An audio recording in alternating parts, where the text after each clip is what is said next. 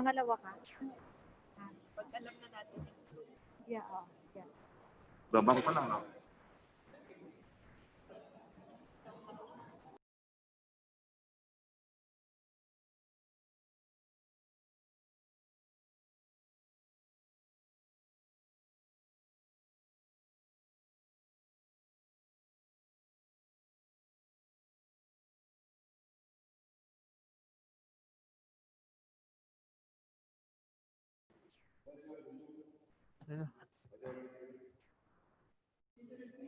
The House, I move that we open the privilege hour. So move, Mr. Speaker. There's a motion. Is there an objection? I hear none. The motion is approved. Mr. Speaker, I move that the gentleman from the 2nd District of Surigao del Norte, the Honorable Robert H. Barbers, be recognized for his privileged speech. So move, Mr. Speaker. The gentleman from Surigao, the Honorable Ace Barbers, will have his privilege hour.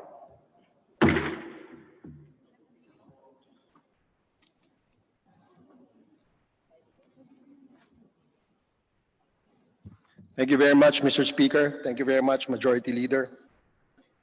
Mr. Speaker, I rise on a question of personal and collective privilege on a very relevant issue which I believe that the House must consider.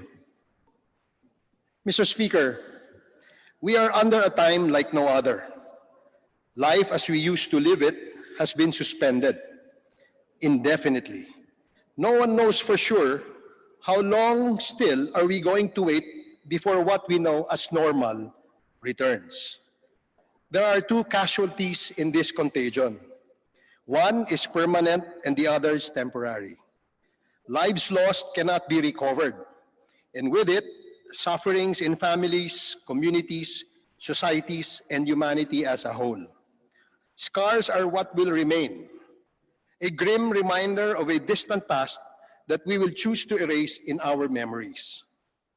If this contagion is not the end of the world, Mr. Speaker, then the other casualty will have a chance at recovery, and this is our economy.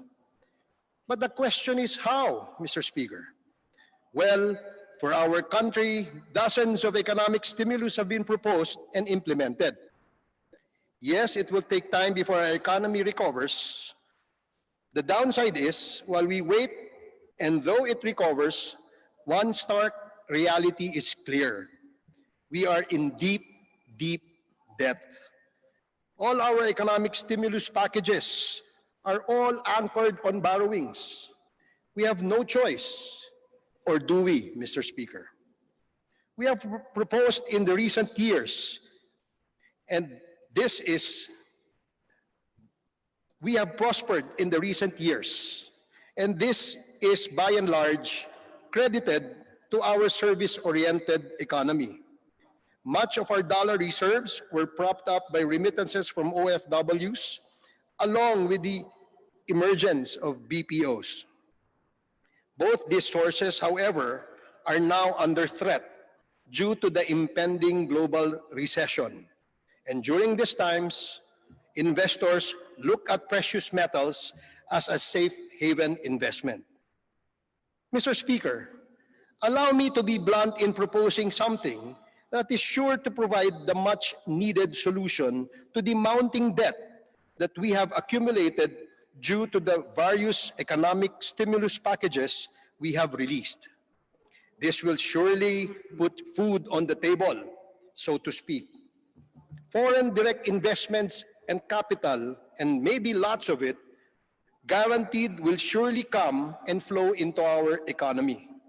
I am talking about mining, Mr. Speaker. To give you an idea, right now as I speak, gold is trading at near $2,000 per ounce. While the world sits on indefinite uncertainty, this precious metal is at 10-year high. Several publicly available studies reveal that our country has been known to be heavily endowed with mineral reserves or resources. We have an abundance of gold deposits and other precious metals sitting beneath our soils, waiting to be extracted. One such example is the Tampakan Mine, the largest underdeveloped copper gold site in Southeast Asia and Western Pacific, where, according to mining experts all over the world, has an estimated of 16 to 18 million ounces of gold and more than 2 billion tons of copper. And if we do our math, Mr. Speaker, at $2,000 per ounce of gold, that is a whopping $32 billion. At present, copper is selling at $5,800 per ton.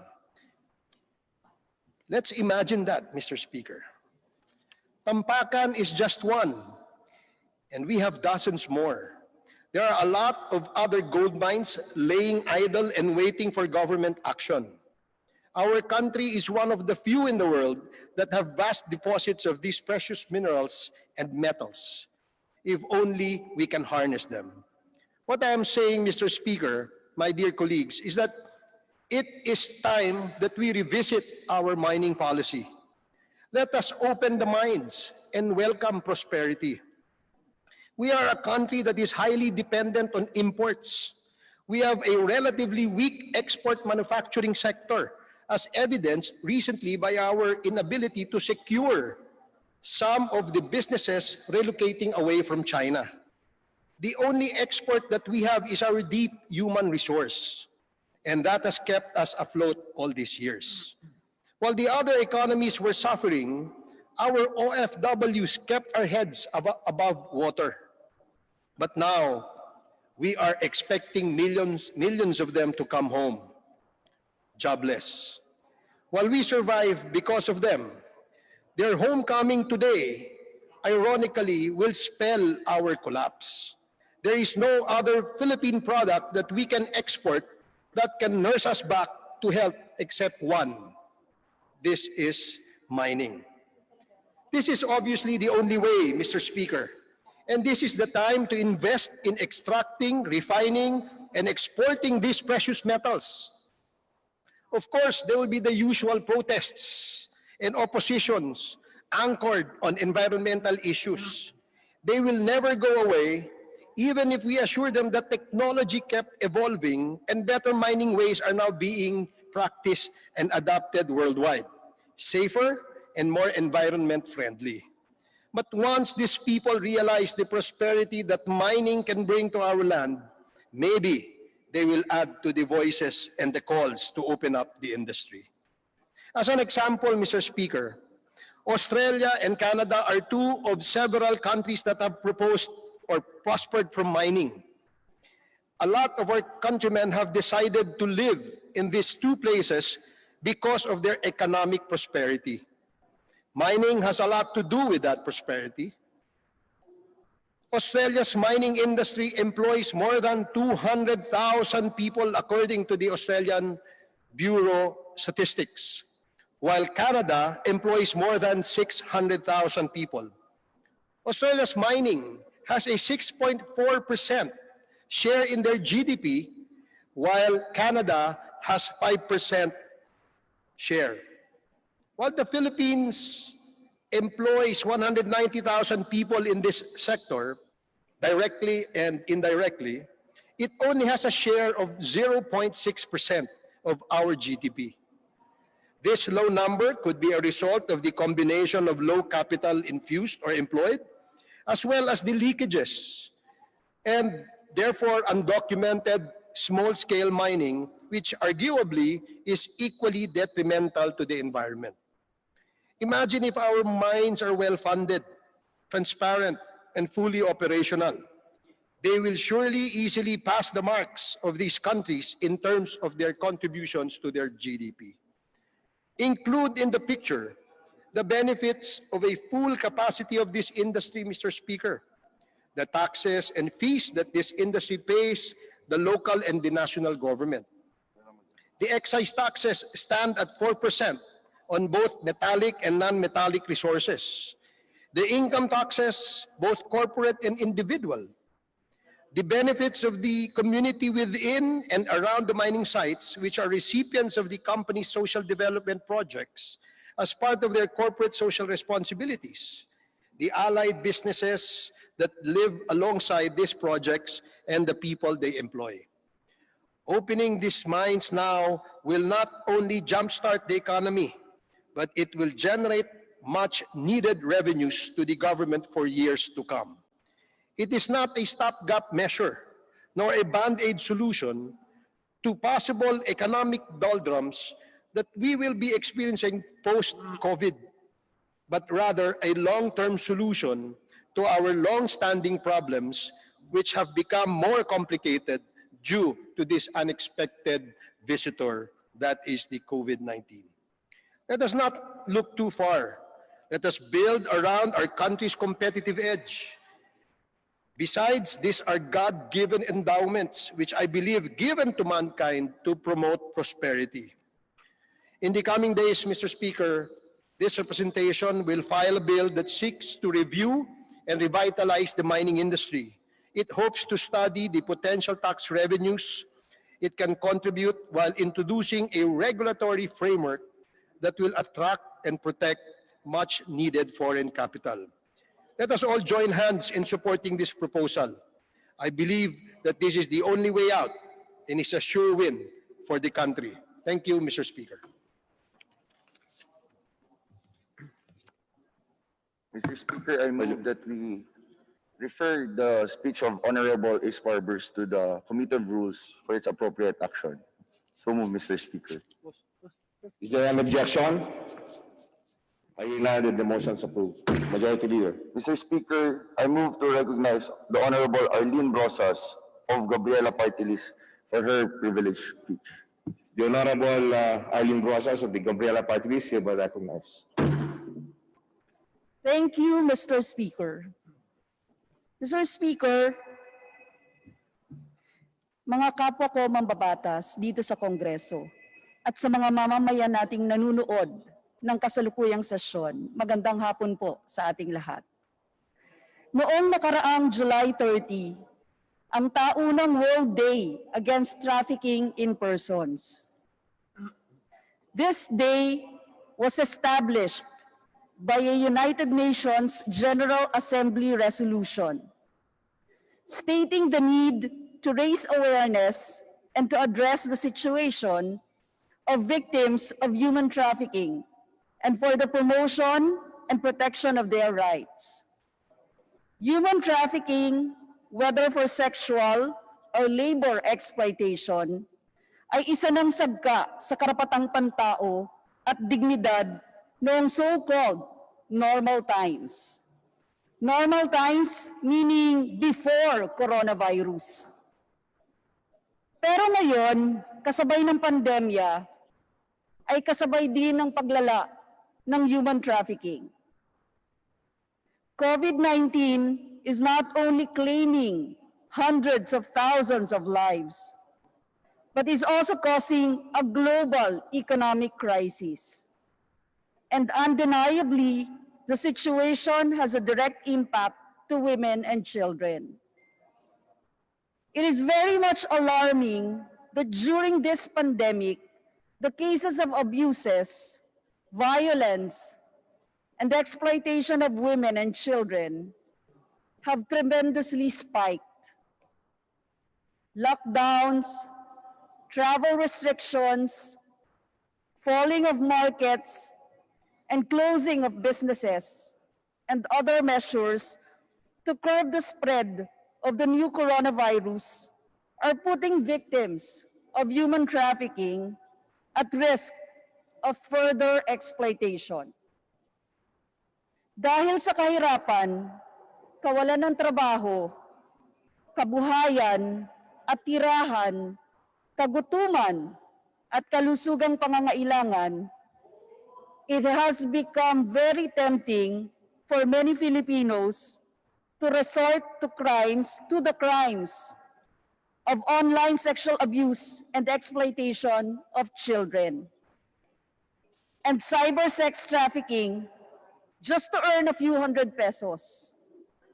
Itong hindi inaasahang krisis itong pandemya ang nagpalala lalo ng lugmok ng ang kalagayan ng ating mga mamamayan, lalo ng kabataan at kababaihan. More so, our country has been holding the record for having the world's longest coronavirus lockdown. And according to the new study released by the Washington-based NGO, International Justice Mission, this stern lockdown equates to the Philippines emerging as the epicenter of the live stream sex abuse trade and the global hotspot for OSAEC, online sexual abuse and exploitation of children.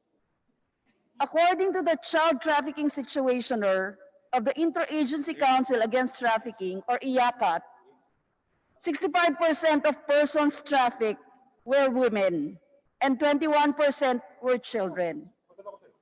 Increasingly alarming, in 2018, more than 600,000 sexualized photos and videos of children that spread globally originated in the Philippines.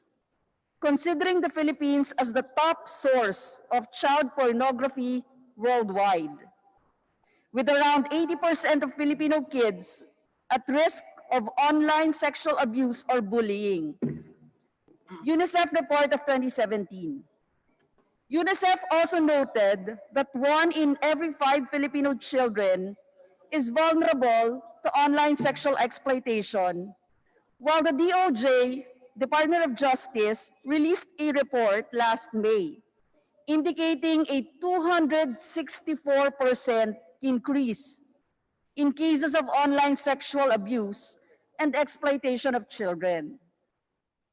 The study, which analyzed 90 cases of OSAEC between 2011 and 2017, involved 381 victims, with the average age of only 11 years old, below the already low minimum age of legal sexual intercourse at 12 years old locally, with the youngest less than 1 year old. In cases where the exact length of abuse was documented, the average was 2 years, with the highest at 4 years. Ang datos mismo ng PNP Women and Children Protection Center na 4,200 cases of VAUC, o Violence Against Women and Children, ang nagpatunay na kahit pa noong March, ang pagkukulong ng milyon-milyong Pilipino sa kanilang mga tahanan ang nagpapalala ng abuso at kontrol para sa exploitation. Philippine cases of OSAEC also have increased sharply in recent years, with parents conniving to have their own children victimized for the money. So COVID-19 really made children's living conditions hell, because they are forced to stay with their parents or close family members that are actually their traffickers. With the GCQ, ECQ, and the currently imposed MECQ order, children are being locked down with those who abuse and exploit them. At hindi mga simpleng numero o datos lamang. Noong April 6, inaresto ang pinsan ng isang menor sa Lapu-Lapu City, Cebu dahil sa kanyang pag-livestream ng sexual na abuso ng isang foreigner sa kanyang pinsang 4 na taong gulang lamang. Noong May 4, 7 menor de edad, 6 na lalaki at isang babae, edad 3 hanggang 14, ang nirescue sa Visayas mula sa kanilang ama dahil sa sexual na pang-aabuso. 4 sa kanila ay sariling anak ng naturang suspect, habang 3 ay inampon. Noong May 15, mismong ina rin ng 3 batang edad 14, 11 at 6 na taon ang inaresto dahil sa pamimilit niyang gumawa ang mga bata ng mga aktong sexual habang nakarecord sa webcam. Noong May 21, inaresto ang isang dalaga bilang nangunguna sa online sex trafficking sa Butuan City. Ang nasabing dalaga ay malapit na kamag-anak at kapitbahay mismo ng 7 biktima at ng 6 pang mga batang inabuso. Noong May 27, si David Timothy Deakin, isang Amerikanong residente dito sa Pilipinas, ang pinatawa ng habang buhay na pagkukulong dahil sa mga kaso ng sexual exploitation ng mga batang Pilipino sa pamamagitan ng paggamit ng webcams upang ibenta ang mga litrato, mga video o live stream ng mga bata sa mga buyers abroad. At bago matapos ang buwan ng Mayo, isang ina na naman ng mga inaabuso ang iniresto sa Caloocan dahil sa pagbebenta niya ng live stream feeds ng sexual na abuso na ginagawa sa 3 niyang anak. Lahat ay nasa edad 8 hanggang 17 years old o pawang mga menor de edad. Even according to the UN, this webcam scheme, in the cases, this representation as previously mentioned, involved pedophiles in the US, Canada, Europe, and Australia, who pay facilitators to sexually abuse children, even babies, in the privacy of Philippine homes. They watch and help direct the abuses through online live streaming devices. Nito namang nakaraang buwan ng Hulyo lamang, nakatanggap kami mismo sa Gabriela Women's Party ng kaso ng isang 13 taong gulang na bata na ginahasa kapalit ng smartphone para sa kanyang online classes. At ang pinakamalala sa ngayong panahon ng COVID-19 ay noong simula ng community quarantine, according to the article released by Rappler, a number of anonymous women have exposed how law enforcers who man quarantine checkpoints took advantage of their vulnerability and raped them in exchange for food and even lockdown pass or the sex for pass scheme perpetrated by the police. Armed with a gun and now with more stringent rules at their disposal, some policemen have coerced their way to get what they want from Filipino women who are forced to sell their bodies to survive. What's distressing is the Duterte administration is complacent amid the rising cases of abuse. Malacanang seemed skeptical about the sex for pass issue and asked women to report to the police instead of conducting an independent investigation. Ganito kabigat ang dinadanas ng kababaihan at kabataan sa panahon ng pandemya. Hindi lang virus ang kalaban, kundi iba't ibang forma pa ng pang-aabuso dahil sa edad at kasarian. Napakahirap para sa mga biktima na magsalita dahil hindi biro ang trauma na idinudulot ng sexual na pang-aabuso. Dagdag pa ang climate of fear sa mga tahanan. Ngunit higit na matindi at malalim ang sugat kung ang gumawa nito ay nasa otoridad. Dahil sino pa ang pagkakatiwalaan ng mga biktima kung ang mismong mga salarin ay mula sa hanay ng kapulisan na dapat na nagpoprotekta sa kanila. Lubhang nakakabahala dahil tila ba isa ng trend ngayong panahon ng pandemya na napakalakas ng loob ng kapulisan na gumawa ng mga ganitong krimen at takasan ng kanilang pananagutan. With COVID-19 community quarantines restricting conditions such as curfew, limited quarantine passes, diverting law enforcement resources, and even lessening the trust of the people towards law enforcement who abuse their authority, and reducing social and public services, human trafficking victims have even less chance of escape and finding help. Very few criminals are convicted and most victims are never identified or assisted. Some countries have diverted resources meant for fighting crime to the battle to defeat COVID-19. At the same time, services to assist trafficking victims are being reduced or even shut down. In fact, there are reports that women's desk officers at the local level were mobilized for health and social amelioration programs instead of engaging in a proactive approach to reach out to victims locked up in their homes. Human trafficking is the result of the failure of our societies and economies to protect the most vulnerable.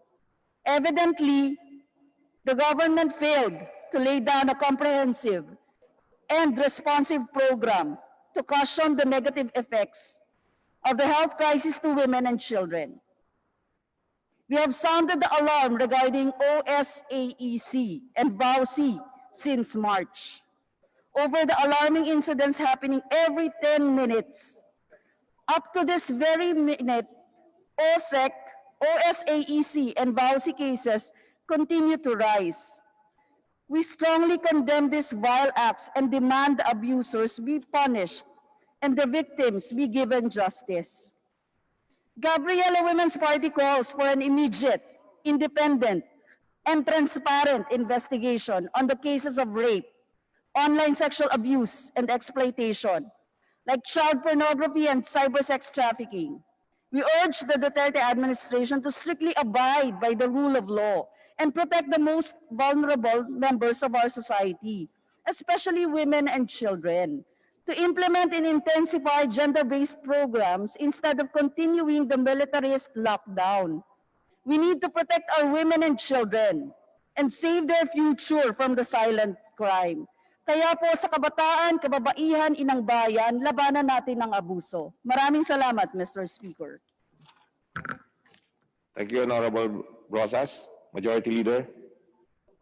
Mr. Speaker, I move to refer the speech of the Honorable Arlene Brosas to the Committee on Rules for its appropriate actions.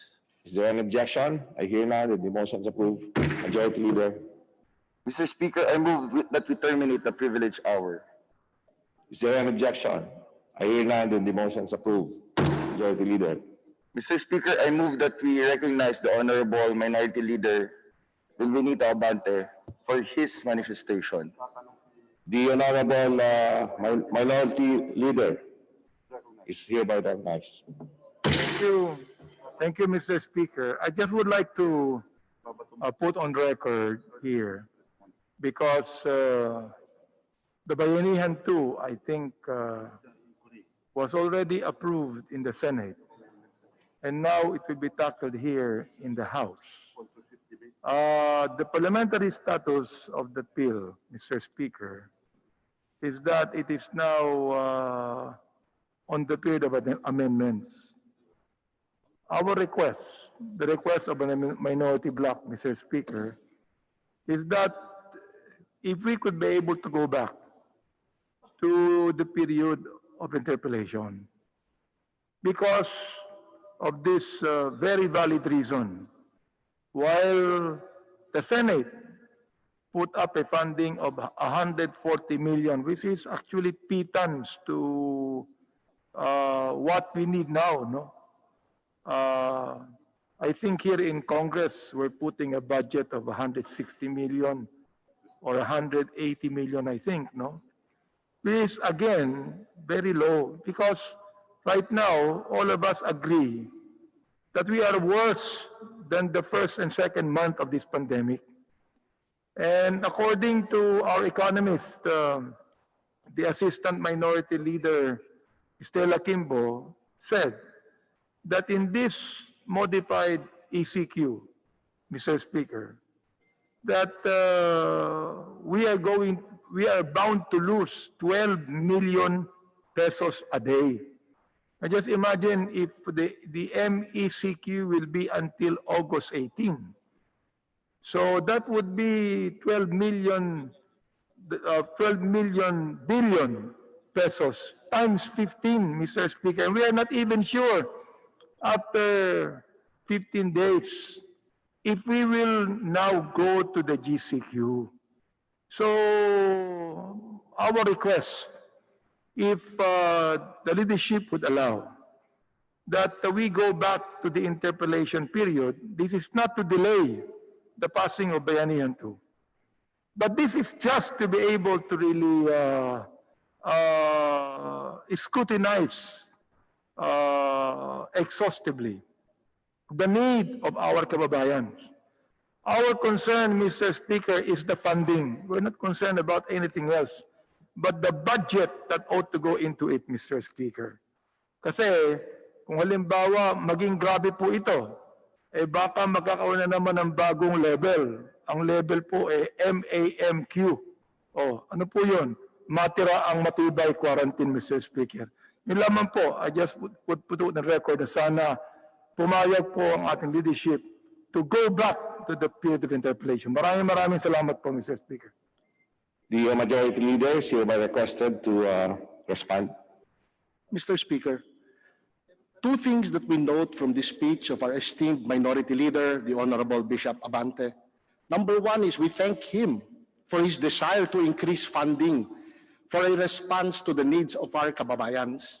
Second is that we are one with him that it is a very urgent matter. Our parliamentary status now, Mr. Speaker, is that we are already in the period of amendments. I suppose all of us here in Congress are one with our Minority Leader that we need to increase the funding for our kababayans in this time of need, and we need to do it quickly. Even now, as we speak, Mr. Speaker, our leadership is meeting how to accomplish these goals, increasing the budget for our COVID response to our Bayanihan Bill 2, and how to do it as quickly as possible.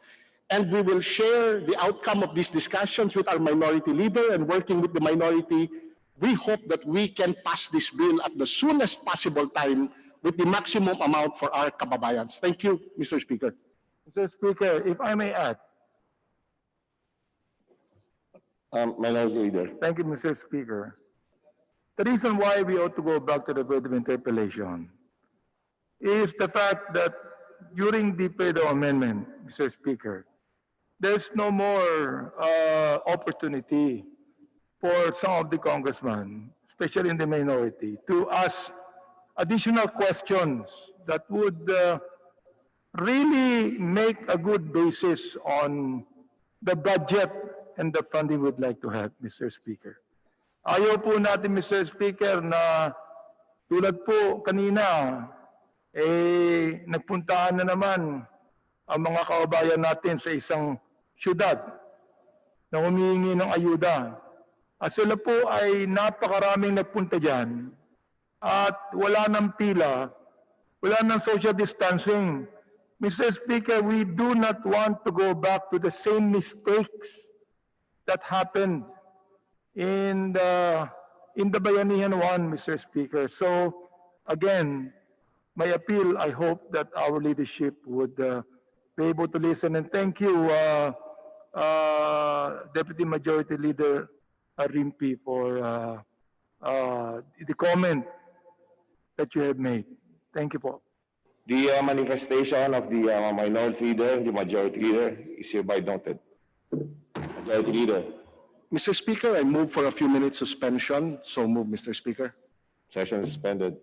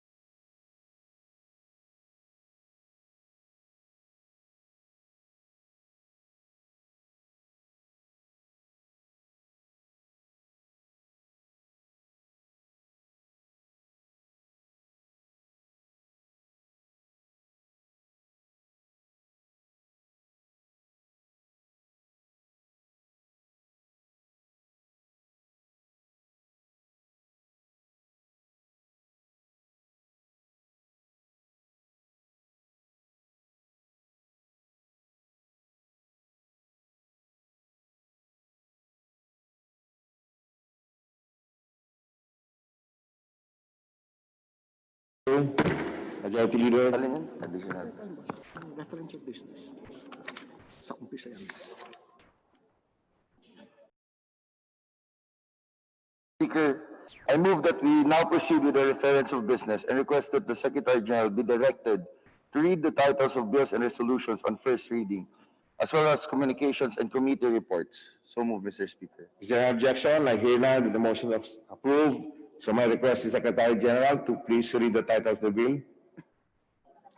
Additional reference of business, bills on first reading, House Bill numbers 7200 and 7202, protecting Filipinos from the harmful effects of trans fatty acids by Representatives De Los Santos and Ong Ronnie.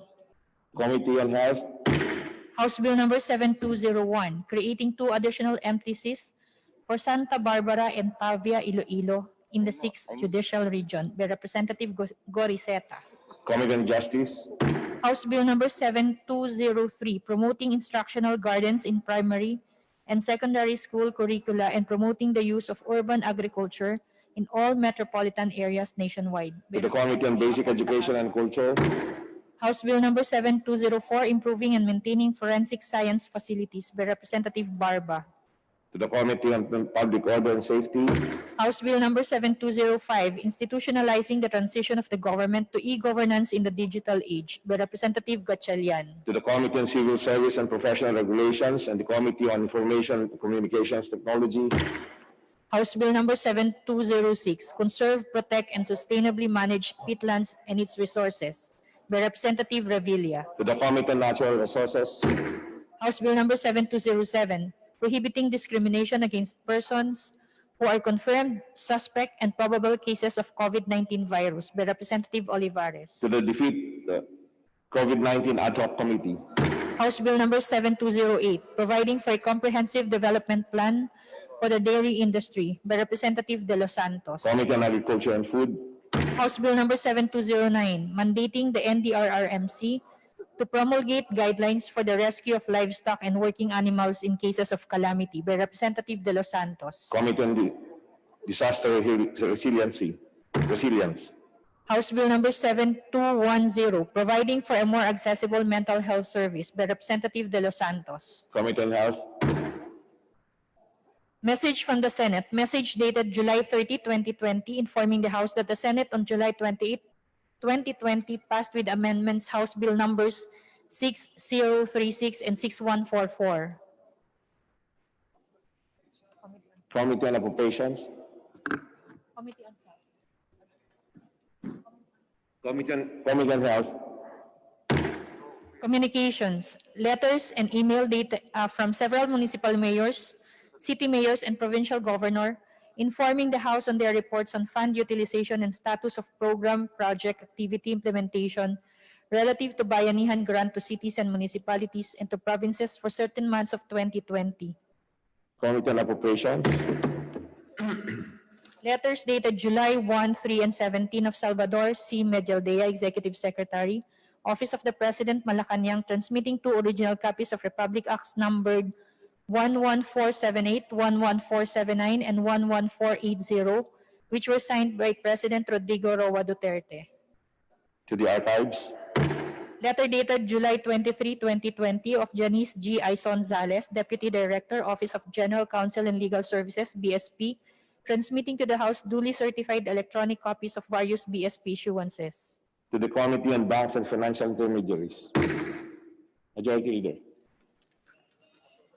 Mr. Speaker, I move for the change of referral of the following measures.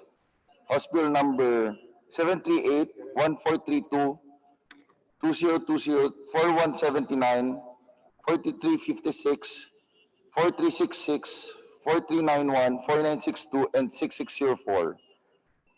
Promoting the manufacture, assembly, importation, sale, distribution, use, and development of hybrid and alternative fuel vehicles by granting tax exemption and providing incentives therefor. From the Committee on Ecology to the Committee on Energy, Ecology, and Transportation. House Bill number 444, from the Committee on Transportation to the Committee on Energy, Ecology, and Transportation. House Bill number 5642, from the Committee on Energy to the Committee on Energy and Trade and Industry. And lastly, House Bill number 5923 and 6472, from the Special Committee on Food Security to the Committee on Agriculture and Food and Special Committee on Food Security. Is there any objection? I hear none, then the motion is approved. Majority Leader. Mr. Speaker, I move for a few minutes of suspension. Session suspended.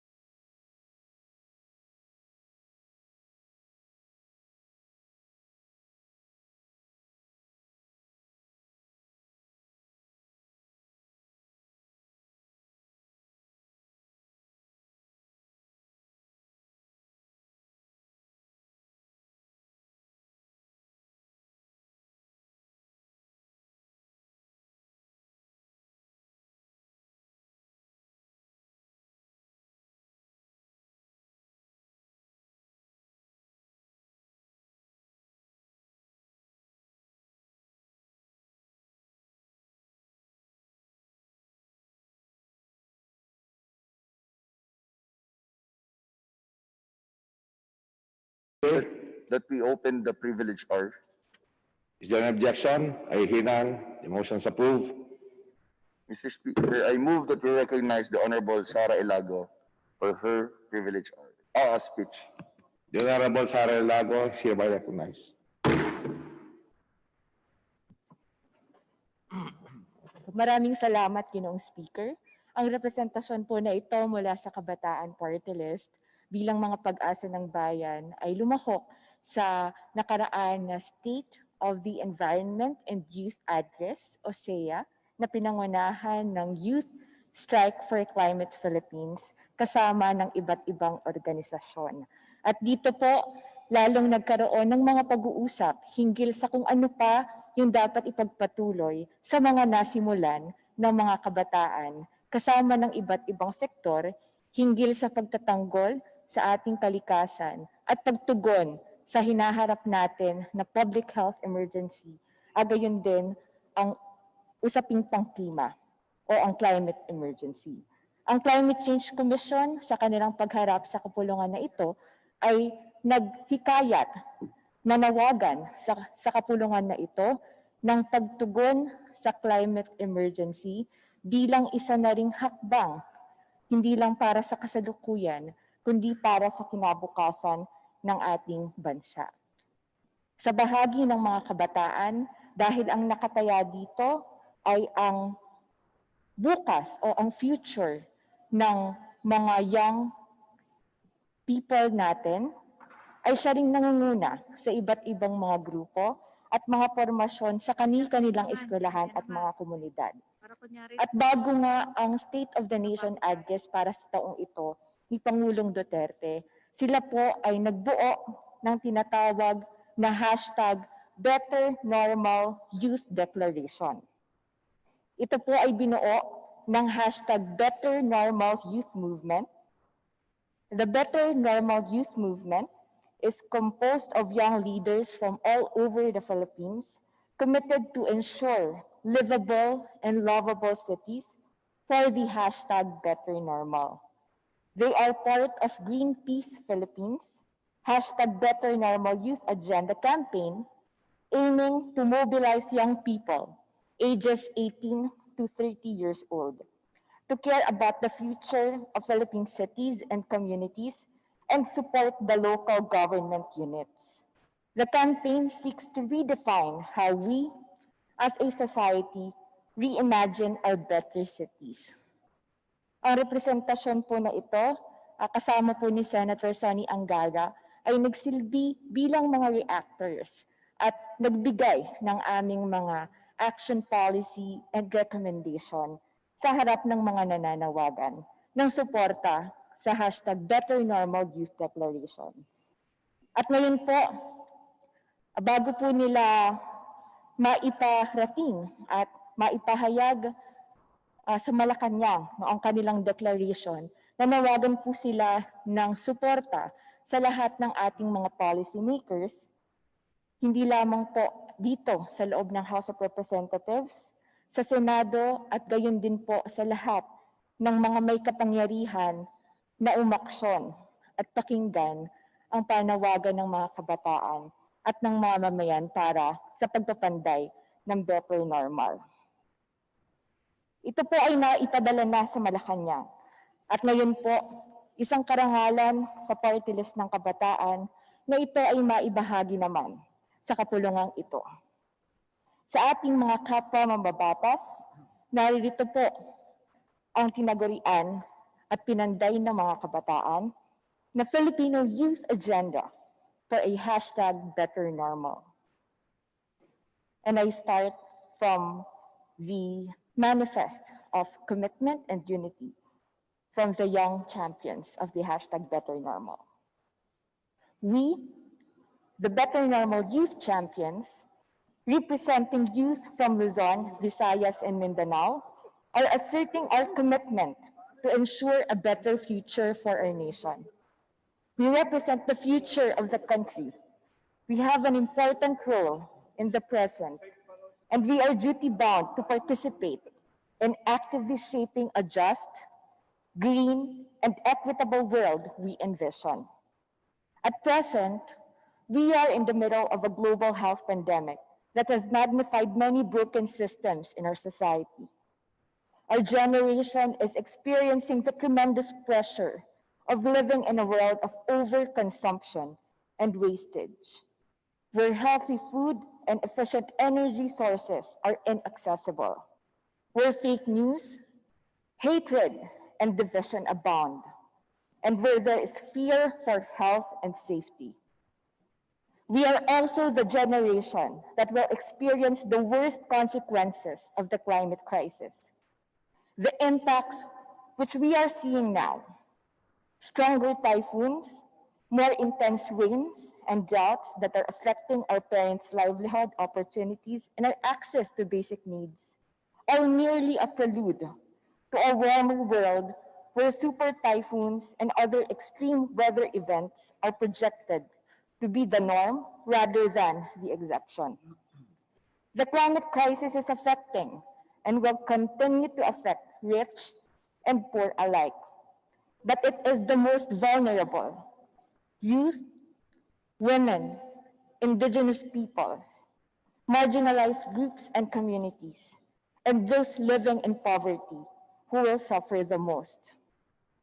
The crises that we are experiencing now are the result of inaction as well as policy making that does not put people and the environment front and center. We believe that the current pandemic has opened doors that can enable systemic changes so that the youth of today and future generations will have a better chance to thrive in a better world. We stand together today as the generation who will inherit the country to call on President Duterte and all our leaders, our fellow lawmakers, to take concrete actions to safeguard our future. We demand a green and just recovery from the COVID-19 pandemic. We demand a better normal for the youth, for the most vulnerable sectors, for Filipinos. We call on the President, our leaders, to first and foremost uphold youth participation within a society that upholds democratic principles. We, the youth, represent more than half of the country's population. The decisions that government and businesses make today will impact the world we will inherit. It is crucial that our voices be heard. In this regard, we call on the government to uphold youth participation in every level of policy decision-making, provide platforms for youth participation, and guarantee a society that upholds democratic principles so that we may be free to raise our voice and propose solutions without threats of harassment and from the fear of being labeled as troublemakers. Second, Mr. Speaker, is to prioritize solutions to the health and climate crisis. Shift to renewable energy is a must. A 2018 UN report states that we only have a short window of time to prevent the worst impacts of the climate crisis.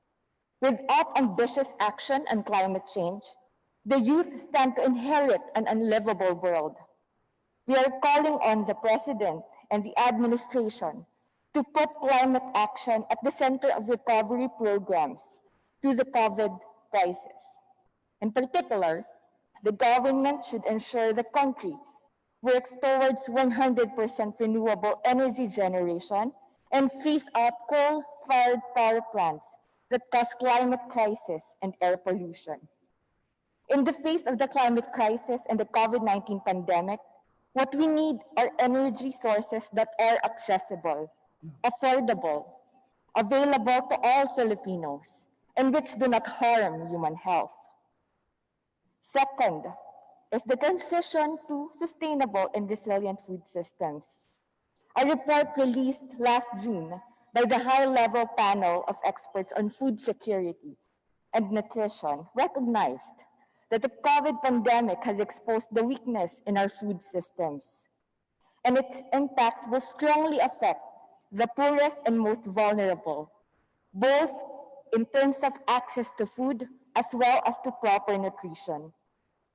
In the Philippines, we saw how many people had limited access to healthy and sustainable food in some areas, while farmers in other regions suffer from significant loss due to limited market access, leaving their produce to rot. With the threats of climate crisis growing each day, this is not the last food crisis that Filipinos will face.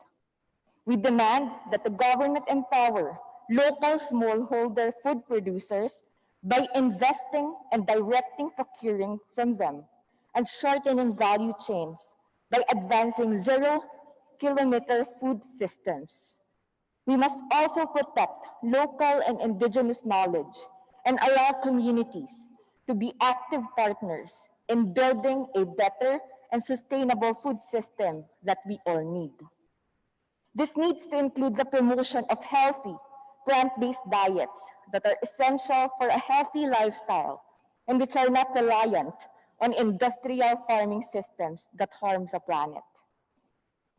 Third, Mr. Speaker, is to ensure green and livable cities that support sustainable mobility. We demand national policies that will support green, livable, inclusive, and safe cities and municipalities, and which will mandate local governments to ensure community-based city design that incorporates green spaces and eco-friendly infrastructure to support the physiological, mental, and societal well-being of the people.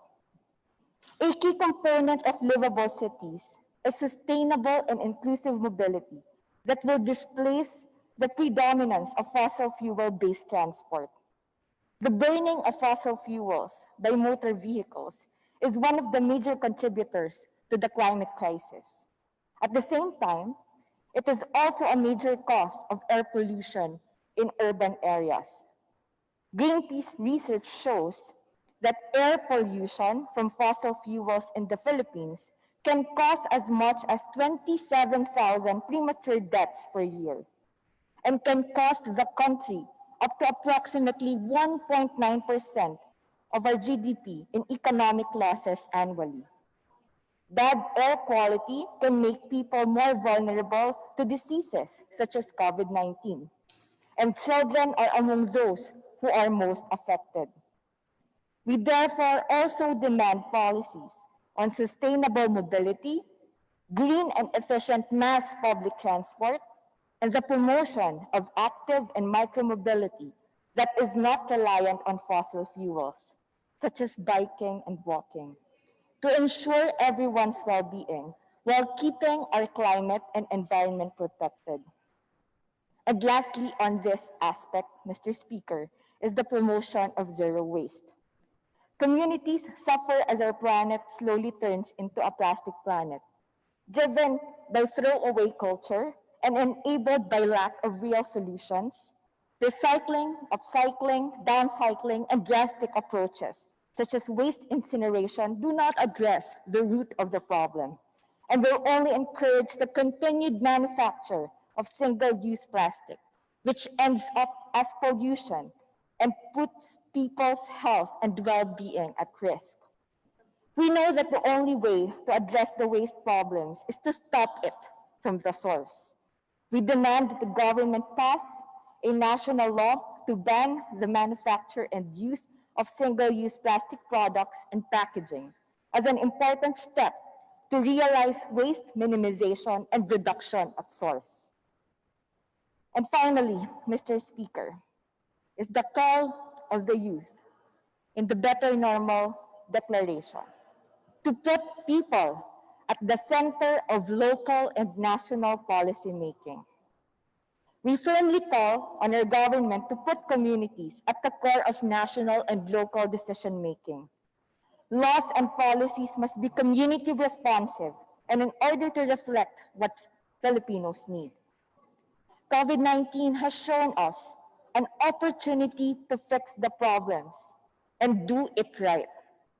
But the government must ensure that all recovery efforts must lead to a better normal that will help us build resilience against future pandemics and emergencies, as well as ensure a society that puts the well-being of the people and the environment first. We commit, collectively and individually, to do our part by being active citizens, not only for the benefit of our fellow Filipino youth, but for the people as a whole. However, we believe that action from all levels of our government, as well as the democratic processes that enable people participation in nation building, are key to realizing the better normal, not only to recover from the pandemic, but to address the much bigger climate crisis and its related emergencies. We call on our fellow Filipino youth to raise their voice and support this declaration. And we call on our colleagues, the Philippine government, as led by the President, to heed the voice of the youth and adopt the youth agenda to ensure a better normal for present and future generations of Filipinos. This is the end of the Better Normal Declaration, Mr. Speaker. And as the representative of the Party List Kabataan, we vow to ensure that this Better Normal Declaration will be followed through solidly, not only here at the House of the House of Representatives, but as we work on empowering our fellow Filipino youth in our schools and communities, online and offline, we must collectively stand together and act for the pursuit of a better normal and a better future for all. Thank you, Mr. Speaker. Maraming salamat po sa inyo lahat. Thank you, Honorable Sara Elago. Mr. Speaker, I move that we refer the speech of the Honorable Sara Elago to the Committee on Rules for its appropriate action. Is there an objection? I hear none, then the motion is approved. Mr. Speaker, I move that we terminate the privilege hour. Is there an objection? I hear none, then the motion is approved. Mr. Speaker, I move that we suspend the session until tomorrow, August 5, 3 p.m. in the afternoon. Session suspended.